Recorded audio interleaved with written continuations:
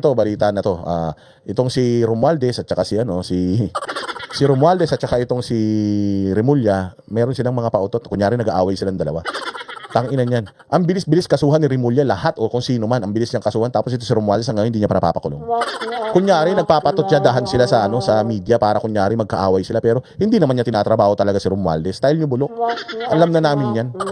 Hindi na niyo kami maloloko. Ito balita. Ombudsman, napakana ni dating House Speaker Martin Romualdez ang pagbaliktad ng 4 na maleta boys. Live mula sa TV5 Media Center, nasa frontline ng balitang yan si Camille Samonte. Camille, paanong nasabi ng Ombudsman na baka may kinalaman nga ang dating House Speaker?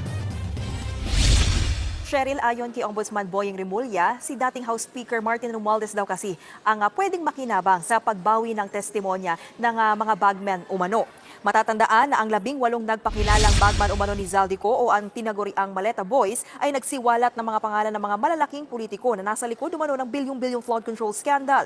Isa sa idinidiin dyan si Romualdez at si Pangulong Bongbong Marcos. Kaya naman 8 sa 18 ang kinuhanan ng affidavit ng Ombudsman. Pero 3 sa kanila ang nagrecant o binawi ang kanilang mga testimonya. Isa riyan ang walang affidavit. Gagamitin kasi ang mga affidavit para sa case build-up laban kay Romualdez. Pakinggan natin ang pahayag ni Ombudsman Remulla.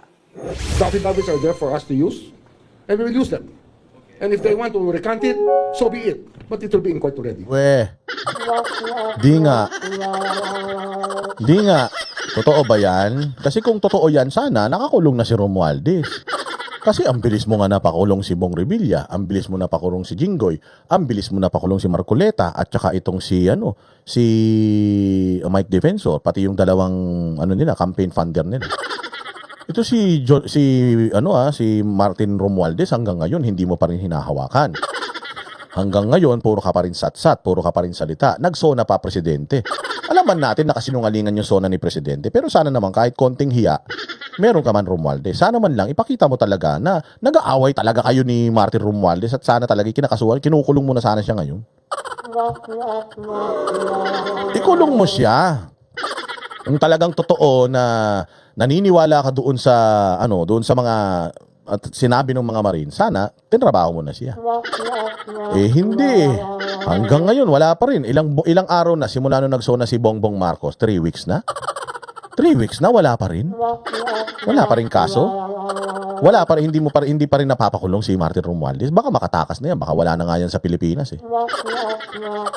Ikulong nyo para maniwala kami. Tapos pag ikinulong nyo, plunder ang kaso. Plunder ang kaso, tapos no bail. Tapos i-deny ng Sandigan Bayan yung bail niya. Ganun. Maniniwala kami. Pero kung ganito lang, patot-syadahan, kunyari nag-aaway kayong dalawa, style nyo bulok, ganun din sila ng pinsan niya eh. Kunyari nag-aaway sila ng pinsan niya. Kunyari malungkot sila sa isa't isa, pero putang ina nag-uusap yung mga yan. Nagkukwentuhan yung mga yan, pinagtatawanan tayo ng mga yan. Paniwalang-paniwala sila sa drama natin. Sige, away pa tayo, magpatot-syadahan tayo. Para kunyari magkakagalit tayo, gago. Hindi nyo na maluloko taong bayan. Walang kwenta sa amin yung mga sagutan ninyo. Ang hinahanap namin, makulong kayo mga putang ina ninyo. Yun ang gusto natin. Ikulong nyo para maniwala kami. Boying, kilala ka na namin. Kilala ka na namin nung nasa DOJ ka pa. Kilala ka na namin, boss. Hindi mo kami malilin lang. Putsang ina. Alam mo, malapit ka na sana mamatay nun eh. Binenta mo yung kaluluwa mo kay Satanas. Kaya ka nabuhay ngayon. At nabuhay ka ngayon. Siyempre, alam ka naman binenta mo yung kaluluwa mo kay Satanas, mabubuhay ka ngayon, gagawa ka na mabuti. Hindi. Kaya puro kasamaan pa rin ang ginagawa mo kahit na nakaraos ka na sa sakit kasi hindi mo naman binenta mo yung kaluluwa mo sa demonyo. Oh. So, Boying, wag mo na kaming pinaglololoko. Maniniwala kami sa iyo at siguro baka medyo mabago mo ang namin, pananaw namin sa iyo. Kung ito si Martin Romualdez, may ipakulong mo, tsaka si Sandro Marcos, ganun. Hindi kasi labo mahirap eh. Kasi tinan mo pag yan si Martin Romualdez na ipakulong neto ni Boying Remulla, putang ina lahat ng mga congressman na yan. Salamat kay Speaker. Salamat kay Speaker, putang matataiyan habang tulog. Kakabahan niyang mga yan kasi kung si Martin Romualdez pinitas na ito ni Boying Remulla, pucha, lalo na itong mga congressman na ito. Mas compelled na siya na pitasin lahat itong mga congressman na ito kung yung speaker pinitas nila. O kaya sigurado ako, maraming mga congressman kahit gusto ng presidente halimbawa, maraming mga congressman ang kumakausap dito kay Boying, boss. Huwag mong gawin yan, boss. Pare-parehas naman tayong anak ng demonyo. Baka naman pwede may iba pang paraan. Total naman, tanga naman yung mga Pilipino, pahabain pa natin yan. Ganun lang pinag-uusapan ng mga yan. Maraming mga pumapadrino dyan kay Romualdez. Sabi ni Romualdez, putangin na ninyo kayo, hindi nyo ako tinulungan. Ay, yung mga congressman ko, putsang ina nyo, binusog ko kayo, no, akong speaker, hayop kayo, lahat ng pera ng Pilipinas, pinaghati-hatian natin, tapos mag-isa lang ako, hindi nyo ko tinulungan. Kaya nga yung sinabi ni Martin Romualdez na I will not go down alone. Hindi yon ibig sabihin na isasama niya pinsan niya.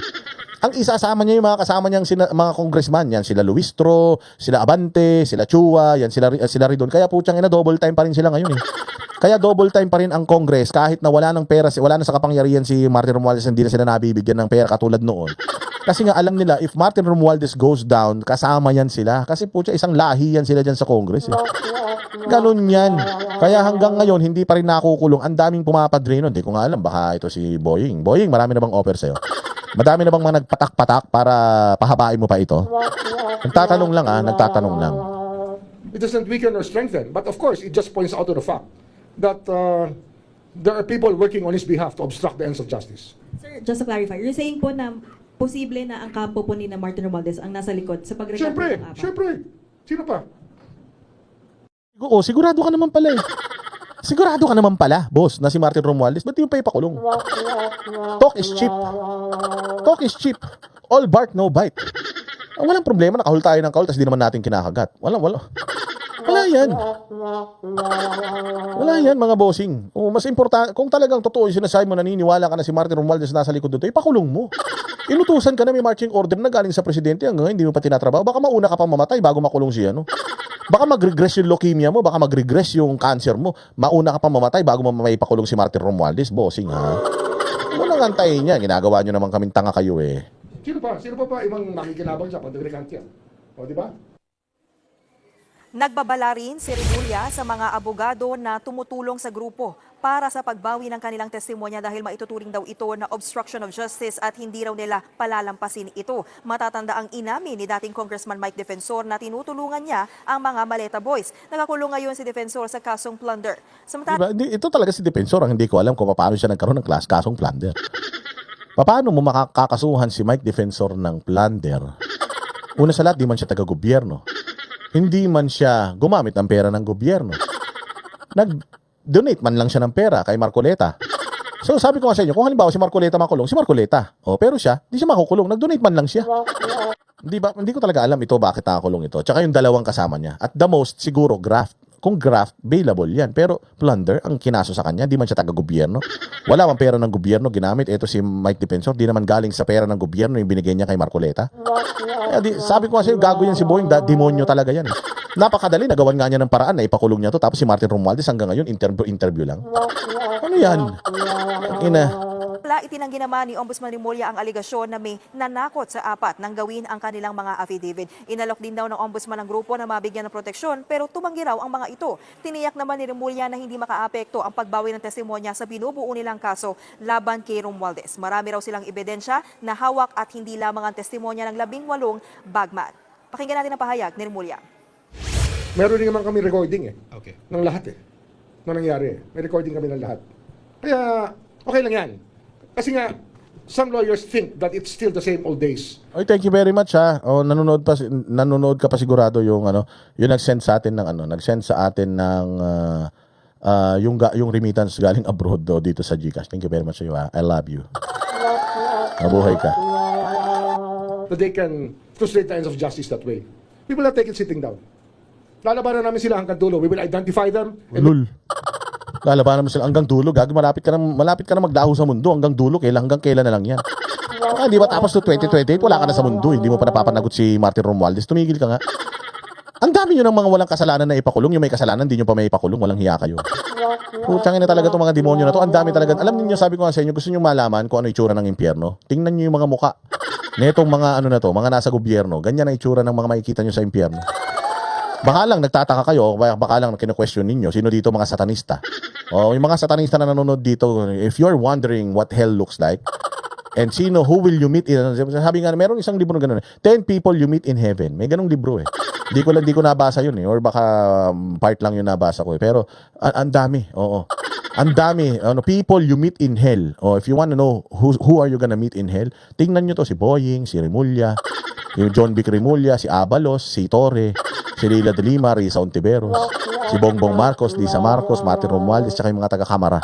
Palagi ko magkakaroon doon ng House of Representatives sa impyerno. Oh, Pustahan tayo. make sure that they get dropped from the role of attorneys. Sir, just Play last. dirty, then you have to face up to the consequences of playing dirty with us. Samantala, sa isang pahayag, itinanggi Kita mo, the ombudsman's accusation that I am behind the recantations of the former Marines is absolutely not true. Utsang inan yan. Tingnan mo, nagsasagutan lang sila sa social media. Gago, walang mangyayari dyan sa sagutan nyo. Tang ina nyo, gusto nyo magpatayan kayong dalawa, magbari lang kayo para mas isa man lang sa inyong mamatay. Isa man lang sa inyong mawala. Oo, maniniwala kami. Pero kung ganyan, mga sagutan lang sagutan, wala yan. Pero kung makita namin, magtagaan kayong dalawa, isa sa inyo pumanaw. Ayun, kahit papaano, meron kaming consolation. Masaya na kami sa ganun. Di ba? Aljoy Martinez, salamat sa iyo ha. Mabuhay ka. God bless you ha. Romualdez ang paratang na siya ang pakana ng pag-recant ng ilang bagmen. Patunay lang daw ang pagbaliktad ng mga ito na walang katotohanan. Ang mga aligasyong ibinabato laban sa kanya kaugnay. Putang ina nyo, walang katotohanan. Puta, anong katotohanan? Santo ka? Okay nang ina niyan. Anong sinasabi mong katotohanan? Walang katotohanan. So hindi ka magnanakaw? Ganon? Puta, malinis ka? Mahihiya si Mr. Clean sa kalinisan mo, Martin Romualdez. Putang ina, naiintindihan namin, demonyo ka, sinungaling ka, pero hindi namin ine-expect na puta, ganito ka kasinungaling at ganito ka kademonyo. Antakin mo, gusto mong paniwalain pati sarili mo. Sigurado ako yung sarili mo, napapaniwala mo na wala kang kasalanan, pero putya, pati kami, gusto mo kami idamay sa kagagawa mo, paniniwalain mo kami na wala kang kasalanan. Matino kang tao, malinis ka, wala kang ninako kahit isang kusing, gago ka.